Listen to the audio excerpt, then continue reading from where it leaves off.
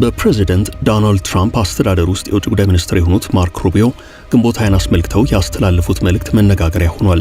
የኢትዮጵያ ብሔራዊ ቀን የሚል ስያሜ መያዙ መነጋገሪያ ሆኗል። የውጭ ጉዳይ ሚኒስትሩ በመግለጫቸው በዩናይትድ ስቴትስ ኦፍ አሜሪካ ስም ለ34ኛው የነጻነት ክብረ በዓል የእንኳን አደረሳችሁ መልካም ምኞቴን አቀርባለሁ ብለዋል። የተለያዩ ሀገራት ከብሔራዊ በዓልነት በፓርላማው በይፋ የተሰረዘውን ግንቦት ሃያን በተመለከተ የእንኳን አደረሳችሁ መልእክት አስተላልፈዋል። ግብጽ ከሰሞኑ ያወጣችው ሕግ መነጋገሪያ ሆኗል። የሀገሪቱ መንግስት በጥብቅ እያስተቸ ነው። ሌላኛው መረጃችን ነው። ከብሔራዊ በዓልነት የተሰረዘው ግንቦት 20 በትግራይ ክልል ብቻ ተከብሯል። የትግራይ ክልል ጊዜ አስተዳደር ፕሬዝዳንት ሌተናል ጄኔራል ታደሰ ወረደ በዚሁ የግንቦት 20 አከባበር ላይ መልእክት አስተላልፈዋል። መንግስት ከሀገር ውስጥና ከውጭ የፋይናንስ ምንጮች በቢሊዮን የሚቆጠር ብድር ወስዷል። የሀገር ውስጥ ብድር በትሪሊየን መቆጠር ሲጀምር የውጭ ብድር ዕዳ ደግሞ 10 ቢሊዮኖች ሆኗል። ጉዳዩ የሚመለከተው ገንዘብ ሚኒስቴር ያለው ነገር አለ፣ በጥንቅራችን ተካቷል። የኢትዮጵያ መንግስት የዶላር ምንዛሬ በገበያው ተመን በማለት የቀድሞውን አሰራር የቀየረበት ጊዜ ዓመት ሊደፍን ጥቂት ወራት ብቻ ቀርተዋል። በእነዚህ ጊዜያት ውስጥ የብር መግዛት አቅም በከፍተኛ ደረጃ መዳከሙ እየተነገረ ነው። በእነዚህ ጊዜያት ውስጥ ለመሆኑ የብር መግዛት አቅም በምን ያህል አሽቆለቆለ የሚለውን እንመለከታለን። ብፁዕ ቅዱስ አቡነ ማትያስ ቀዳማዊ ፓትርያርክ ርዕሰ ሊቃነ ጳጳሳት ዘኢትዮጵያ ወዕጨጌ ዘመንበረ ተክለ ሃይማኖት የግንቦት 2017 ዓ.ም የርክበ ካህናት መደበኛ ስብሰባ መጠናቀቁን ተከትሎ ባስተላለፉት መልእክታቸው ለሁለተኛ ጊዜ የሰላም ጥሪ አቅርበዋል። ልጆቻችን ችግሮችን በሰላማዊ መንገድ እንዲፈቱ ቅዱስ ሲኖዶስ ደጋግሞ ጥሪውን ያቀርባል ብለዋል። አሁን በቀጥታ ወደ ዝርዝር መረጃዎቹ እናልፋለን።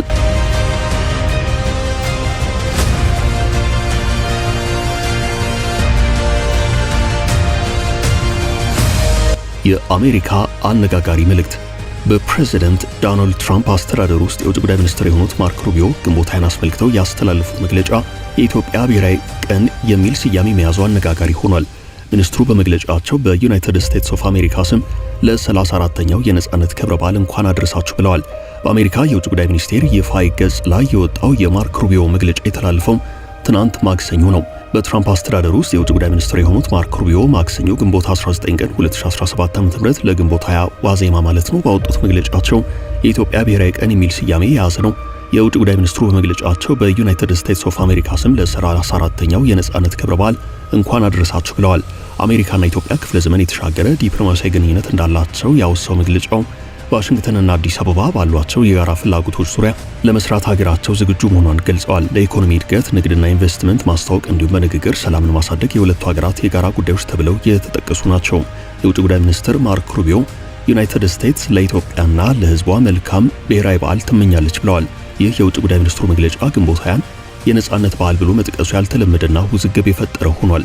በዚህ ጉዳይ ዙሪያ በአዲስ አበባ ከሚገኘው የአሜሪካ ኤምባሲ ማብራሪያ ለማግኘት ጥረት አድርጌያለሁ ያለው ቢቢሲ ምላሽ ሊያገኝ አለመቻሉን ከዚያም ቀጥሎ ከጥቂት ሰዓታት በኋላ በይፋዊ ገጽ ላይ የወጣው ጽሑፍ መነሳቱን አመላክቷል። በቀድሞ የአሜሪካው ፕሬዝዳንት ጆ ባይደን አስተዳደር የውጭ ጉዳይ ሚኒስትር የነበሩት አንቶኒ ብሊንከን ባለፈው ዓመት ለግንቦት 20 ባስተላለፉት መልእክታቸው ዕለቱን ለማስመልከት የተጠቀሙት ቃል የኢትዮጵያ ብሔራዊ ቀንና በዓል የሚሉት አገላለጾች ነበሩ።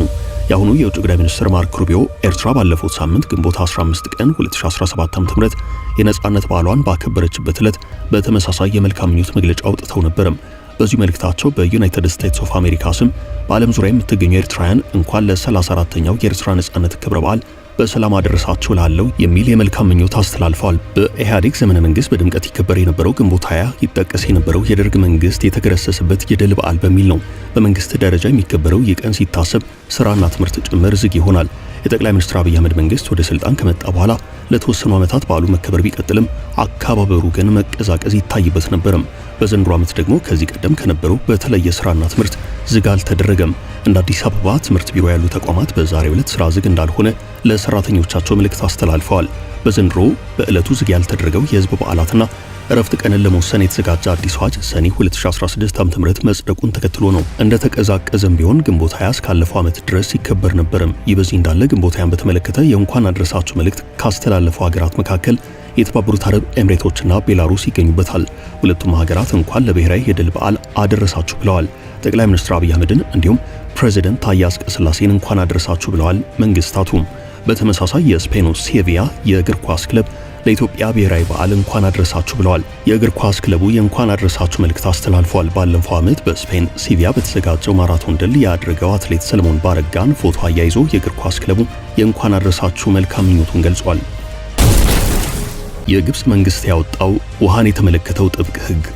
ግብጽ ከውሃ ጋር የተያዘ ጥብቅ ሕግ አውጥታለች። ሀገሪቱ ኢትዮጵያ አባይ ላይ ከፍተኛ የኢንቨስትመንት እንቅስቃሴዎችን እያደረገች በመሆኑ የውሃ ስጋት አለብኝ በማለት የተለያዩ አማራጮችን እየተጠቀመች ነው። የሀገሪቱ አንዱ አማራጭ የውሃ ምንጭ ተደርጎ እየተወሰደ ሲሆን ቆሻሻ የተወገደ ውሃ አጣርቶ ድጋሚ ጥቅም ላይ መዋልን ይመለከታል። በድጋሚ ተጣርቶ ጥቅም ላይ በሚውለው የውሃ ጥራት ጉዳይ ግን ህዝቡ ጥያቄ እያነሳ ነው። ውሃን በዘመናዊ መንገድ አጣርቶ በድጋሚ መጠቀም ወይንም ዋተር ሪሳይክሊንግን የተመለከተው ጉዳይ ጥራት ይጎድለዋል በሚል ከተለያዩ ወገኖች ወቀሳ በግብጽ መንግስት ላይ እንዲቀርብ አድርጓል። ይህን ተከትሎ የሀገሬው መንግስት አንድ ለየት ያለ ህግ አውጥቷል። እንደ ዋታን ሚዲያ ዘገባ ከሆነ የግብጽ መንግስት የሚዲያ አዘጋገብን በተመለከተ ያወጣው ጠበቅ ያለ ህግ ከሚዲያ ነጻነት አንጻር ጥያቄ እየተነሳበት ነው። በግብጽ ድጋሚ ተጣርተው ጥቅም ላይ በሚውሉት የውሃ ምርቶች ደረጃ ዙሪያ አሉታዊ ዘገባዎችን በሚያሰራጩ የሚዲያ ተቋማትና ጋዜጠኞች ላይ የሀገሬው መንግስት እርምጃ ወስዳለሁ ብለዋል። የአልሲሲ መንግስት በዚህም የግብጽ መንግስት የመናገር ነጻነትን የሚገድብ ህግ አውጥቷል በሚል በጥብቅ እየተተቸ ነው። የግንቦት 20 አከባበር በትግራይ ከብሔራዊ በዓልነት የተሰረዘው ግንቦት 20 በትግራይ ክልል ብቻ ተከብሯል። የትግራይ ክልል ጊዜያዊ አስተዳደር ፕሬዝዳንት ሌተናል ጄኔራል ታደሰ ወረደ በዚሁ የግንቦት 20 አከባበር ላይ መልእክት አስተላልፈዋል። የግንቦት 20 ከብሔራዊ በዓልነት ቢሰረዝም በትግራይ ስራ ተዘግቶ ተከብሯል። ከወራት በፊት በጸደቀው የህዝብ በዓላትና የበዓላትን አከባበር ለመወሰን በወጣው አዋጅ በልማድ ሲከበር የቆየው ግንቦት 20 ብሔራዊ በዓልነቱ ቀርቷል። በመሆኑም በዚህ ዕለት የሚዘጋ መንግስታዊና መንግስታዊ ያልሆነ ተቋም አይኖርም ተብሏል። ቢሆንም በትግራይ ክልል ዛሬ ትምህርት ቤቶችና የመንግስት መስሪያ ቤቶች ዝግ ተደርገው በዓሉ ተከብሯል። የመንግስትና የግል ባንኮች፣ ሌሎች ደግሞ መዘጋት የማይችሉ አገልግሎት ሰጪ ተቋማት ሰራተኞቻቸው በስራ ገበታ ላይ መዋላቸው ታውቋል። ይህ በዚህ እንዳለ የትግራይ ክልል ጊዜያዊ አስተዳደር ባለስልጣናትና የህወሓት መሪዎች በተገኙበት የደርግ ስርዓት የወደቀበት ግንቦት 20 ተከብሮ ውሏል። በዚህ አከባበር ንግግር ያደረጉት የትግራይ ክልል ጊዜያዊ አስተዳደር ፕሬዝዳንት ሌተናል ጄኔራል ታደሰ ወረደ የደርግ መንግስት ለመጣል በተደረገው ትግሉን ለድል ያበቃቸው የኢትዮጵያ ህዝቦች እንኳን ለ34ኛ ዓመት የደርግ ውድቀትና የኢትዮጵያ ህዝቦች ድል አደረሳችሁ ብለዋል። በተመሳሳይ ግንቦት 20 አስመልክተው በትናንትናው ዕለት የህወሓት አመራሮች አስቀድመው መልእክት መስደዳቸው ይታወቃል። የህወሓት ሊቀመንበር ደብረጽዮን ገብረ ሚካኤል በመቀለ ሐውልቲ ሰማዕታት አዳራሽ ተገኝተው ባስተላለፉት መልእክት ለኤርትራ 34ኛ የነጻነት በዓል እንኳን አደረሳችሁ ሲሉ መልእክት አስተላልፈዋል። ደብረጽዮን የግንቦት 20 ድል የጭቆና ቀንበር ከተጨቆኑ ወገኖች ላይ ያነሳ፣ ለብዙዎች ጨለማን ያስወገደ ታሪካዊ ቀን ነው ብለውታል። ምክትላቸው የህወሓት ጽሕፈት ቤት ኃላፊ ፈትለወርቅ ገብረ እግዚአብሔር ሞንጆሪኖ ጸረ ህዝብ ኃይላት ምንም አይነት የሰው ኃይል ዘመናዊ መሳሪያና ጥይት ቢኖራቸውም በህዝባዊ ትግል መሸነፋቸው ሕያው ምስክር ነው ብለዋል። የዶላር ምንዛሬ ጭማሪ አሳየም። የኢትዮጵያ መንግስት የውጭ ምንዛሬ በገበያው ይተመን በማለት የቀደመውን አሰራር የቀየረበት ጊዜ ዓመት ሊደፍን ጥቂት ወራት ብቻ ይቀራሉ። በእነዚህ ጊዜያት ውስጥ የብር የመግዛት አቅም በከፍተኛ ደረጃ እየወረደ መምጣቱ ይታያል። በኢትዮጵያ በ10 ወራት ጊዜያት ውስጥ የዶላር ምንዛሬ 128 በመቶ ገደማ ጭማሪ እንዳሳየ የቢቢሲ ዘገባ አመላክቷል። ይህንኑ የብር የመግዛት አቅም መዳከም ተከትሎ በተለይ ከውጭ የሚገቡ ሸቀጦች የዋጋ ንረት ከፍ እያለ ነው። ባለፈው ዓመት ሐምሌ 1 ቀን 2016 ዓ.ም የኢትዮጵያ መንግስት በተከተለው አዲስ የውጭ ምንዛሬ ግብይት ስርዓት እውን ከመሆኑ በፊት አንድ የአሜሪካ ዶላር የመግዣ ዋጋው 57 ብር ገደማ ነበርም። ሆኖም መንግስት ከዓለም አቀፍ አበዳሪ ተቋማት ጋር ባደረጋቸው ስምምነቶች የዶላር ተመንን በገበያ እንዲመራ በማድረጉ በዚያኑ ሰሞን የብር የመግዛት አቅም በከፍተኛ ደረጃ ተዳክሞ ነበርም። በጊዜው የብር ዶላር ምንዛሬ ልዩነት ወይንም ስፋት በከፍተኛ ደረጃ እየሰፋ ሄዶ የነበረ ሲሆን ከተወሰኑ ወራት ወዲህ ግን ያለው የዶላር ጭማሪ እንደተጠበቀ ሆኖ ፍጥነቱ ቀነስ ብሎ ነበርም። ኢንክሪዚንግ አት ዲክሪዚንግ ሬት እንደሚሉት ማለት ነው። ባለፈው ዓመት ሐምሌ ወር ላይ ገበያ መር የውጭ ምንዛሬ ማሻሻያ ከተደረገ በኋላ የዶላር ምንዛሬ 128 በመቶ ገደማ ጭማሪ ሲያሳይ የኢትዮጵያ ንግድ ባንክ በአሜሪካ የዶላር ምንዛሬ ላይ በአንድ ሳምንት የ7 ብር ጭማሪ አድርጎ 131 ብር ደርሷል። የነበረውን ሁናቴ በዚህ መንገድ ያስታውሰው ቢቢሲ በዚያው ሰሞን በአንድ ሳምንት ብቻ የብር የመግዛት አቅም በ57 በመቶ መዳከሙ የተፈጠረ ክስተት እንደሆነ አስታውሷል። ከዚያ በኋላ ባለፉት ወራት የብር ዶላር መጠን የሚወስነው በባንኮች መካከል የሚደረገው ጨረታ ሲሆን የእያንዳንዱ ባንክ የዶላር የመግዣና መሸጫ ዋጋ ይለያያል። የኢትዮጵያ ንግድ ባንክና የዳሽን ባንክን ዕለታዊ ምንዛሬ ያጣቀሰው ቢቢሲ ሁለቱም ባንኮች የሳንቲም ልዩነት ብቻ አድርገው 1 ዶላር 131 ብር ገደማ በመግዛት ተመን ማውጣታቸውን አስታውቋል። የኢትዮጵያ ንግድ ባንክ ለበርካታ ወራት አንድ የአሜሪካ ዶላር በ124 ብር ሲገዛና 2 ብር ጨምሮ ሲሸጥ እንደቆየ ይታወቃል። ሌሎች ክፍያዎችን ማለትም የኮሚሽን ክፍያና ሌሎች ተጨማሪ ክፍያዎችን ሳያጠቃልል ማለት ነው። ካለፈው ሳምንት አጋማሽ በኋላ 4 ብር ጨምሮ 128 ብር ሲገዛ ቆይቷል። ባንኩ በአንድ ሳምንት የ7 ብር ጭማሪ በማድረግ አንድን የአሜሪካ ዶላር 131 ብር ገዝቶ 133 ብር እንደሚሸጥ ታውቋል። ዳሽን ባንክ በአንጻሩ ግንቦት 20 ቀን 2017 ዓ.ም በድረገጹ ባወጣው ተመን አንድ የአሜሪካ ዶላር 131 ብር ከ80 ሳንቲም በመግዛት 134 ብር ከ50 ሳንቲም እንደሚሸጥ አስታውቋል። ብሔራዊ ባንክ ለባንኮች የምንዛሬ ጨረታ የሚሸጥ መሆኑን አስመልክቶ ባለፈው ሳምንት በስድስተኛው ዙር ያቀረበውን 50 ሚሊዮን ዶላር 14 ባንኮች በአማካይ 133 ብር ከ17 ሳንቲም መውሰዳቸው ታውቋል። ከውጭ ምንዛሬ ለውጡ አንጻር በአሁኑ ሰዓት በተለይ ከውጭ በሚገቡ ምርቶች ላይ ከፍተኛ የዋጋ ጭማሪ እየታየ ነው። የመንግስት የሀገር ውስጥ ብድር 2.3 ትሪሊዮን ብር ደርሷል ተባለም። ሰሞኑን የመንግስትን የሀገር ውስጥና የውጭ ዕዳዎችን አስመልክቶ ተከታታይነት ያላቸው መረጃዎች እየወጡ ነው። የኢትዮጵያ የኢኮኖሚክስ ባለሙያዎች ማህበር ያወጣው መረጃ በመንትራስ የወጡት የሀገር ውስጥ እንዲሁም የውጭ ዕዳን የተመለከቱት መረጃዎች መነጋገሪያ ሆነዋል። የውጭ ሀገራት በ10 ቢሊዮን ዶላሮች የሚቆጠረውን ብድር በተመለከተ መንግስት አበዳሪዎቹን የመክፈያ ጊዜውን አራዝሙልኝ በማለት ተከታታይነት ያላቸውን ተማጽኖዎች ማሰማት ከጀመረ ዋላ አደር ብሏል። በዚህም የተወሰኑ አዎንታዊ ውጤቶች አግኝቶ ለውጭ ዕዳ ክፍያ ይውል የነበረውን የተወሰነ የውጭ ምንዛሬ ወደ ካዝናው ማስቀረት ችሏል። መንግስት የውጭ ዕዳ መክፈያዎቹ ጊዜያት እንዲራዘሙለት፣ አዳዲስ ብድር የሚያገኝባቸው ሁኔታዎች ጭምር እንዲመቻቹለት እየጠየቀ ነው። በዚህ መንግስት ካለፈው ዓመት ሐምሌ 21 ቀን 2016 ዓ.ም አዲስ የውጭ ምንዛሬ አስተዳደር ስርዓት ይፋ በማድረግ በመንግስት ሲተመን የነበረውን የውጭ ምንዛሬ ተመን ቀሪ አድርጎ በገበያው እንዲወሰን አድርጎታል። ይህም አንዱ የመንግስት የውጭ አበዳሪዎች የብድር መልቀቂያና የዕዳ መክፈያ ጊዜ ሽግሽግ ማድረጊያ ቅድመ ሁኔታ ነው። ዓለም አቀፍ የመንግስት አበዳሪዎች ከዚህ በተጨማሪ ከሀገር ውስጥ የፋይናንስ ምንጮች ሳይቀር ተጨማሪ ብድሮችን እንዳይወስድ ገደብ ጥለዋል። በዛሬው ዕለት ካፒታል ጋዜጣ ባወጣው ዘገባ እንዳመላከተው ከሆነ የመንግስት የሀገር ውስጥ ብድር ክምችት 2.3 ትሪሊዮን ብር ደርሷል። ኢትዮጵያ ያለባትን የውጭ ብድር መጠን በተመለከተ ሰሞኑን የወጡት ዘገባዎች የተሳሳቱ ናቸው ያለው ገንዘብ ሚኒስቴር የመንግስት ልማት ድርጅቶችን ጨምሮ እስከ 2024 የፈረንጆቹ ዓመት መጨረሻ ድረስ የኢትዮጵያ የውጭ ብድር መጠን 31.6 ቢሊዮን የአሜሪካ ዶላር ነው ብለዋል።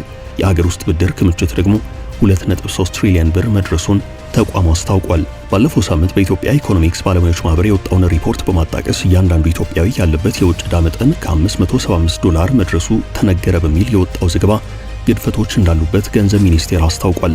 ኢትዮጵያ እንደ ፈረንጆቹ አቆጣጠር እስከ 2023 ድረስ የነበረባትን የውጭ ዕዳ መጠን 28.5 ቢሊዮን ዶላር ሆኖ ሳለ 62.5 ቢሊዮን ዶላር በማለት መቅረቡ ጭምር የተሳሳተ ነው ብሏል ገንዘብ ሚኒስቴር መስሪያ ቤቱ የኢትዮጵያ የውጭ ብድር በአብዛኛው የተጠራቀመ ውርስ ዕዳ ሌጋሲ ዴት መሆኑን የጠቀሰ ሲሆን መንግስት ባለፉት 7 ዓመታት ይህንን የክፍያ ጫና ለመቀነስ ጥረቶች ሲያደርግ ቆይቷል ብሏል። መንግስት በዚህ የዕዳ ክፍያ የቀደመውን የኢትዮጵያ የውጭና የሀገር ውስጥ ዕዳ በምን ያህል እጅ ወይንም ፐርሰንት ቀነሰ የሚለውን መረጃ ይፋ አላደረገም።